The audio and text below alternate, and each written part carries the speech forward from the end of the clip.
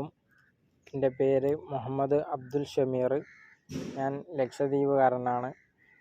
ഞാൻ ഈ മജ്ലിസിനെ കുറിച്ച് ഇവിടെ അറിയുന്നത് എൻ്റെ ഒരു കൂട്ടുകാരൻ്റെ ഇതിൽ നിന്നാണ്. അപ്പോൾ കൂട്ടുകാരും ഞാനും ഇവിടെ ആദ്യമായിട്ട് എത്തിപ്പെട്ടത് കുത്തിബത്തിൻ്റെ ദിവസമായിരുന്നു.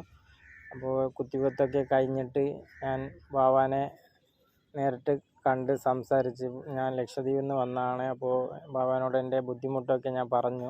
ഞങ്ങൾ ഇവാക്വേഷൻ ചെയ്താണ് ഇവിടെ എത്തിയത്. ഭാര്യയ്ക്ക് ഡെലിവറീൻ്റെ ബുദ്ധിമുട്ട് കാരണം നാട്ടിൽ നിന്ന് ഇവാക്വേഷൻ ആയിരുന്നു ഇവിടെ എത്തിപ്പെട്ടത്.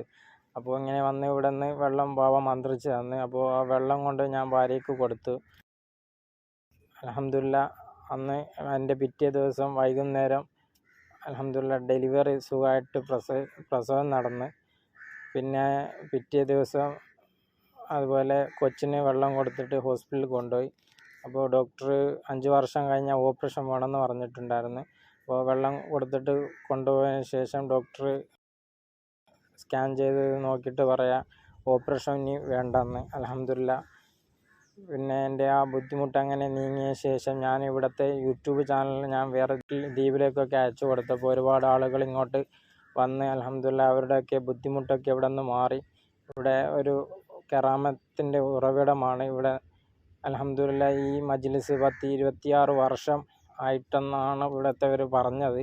പിന്നെ അതുപോലെ തന്നെ എൻ്റെ ഉമ്മാൻ്റെ ചേട്ടത്തിക്ക് ക്യാൻസറായിരുന്നു. അപ്പോൾ ഇവിടെ ഒരു 7-8 മാസം ഹോസ്പിറ്റലിലായിരുന്നു ട്രീറ്റ്മെൻറ്റ് ചെയ്തുകൊണ്ടിരുന്നത്. അഡ്മിറ്റായി അവിടെ.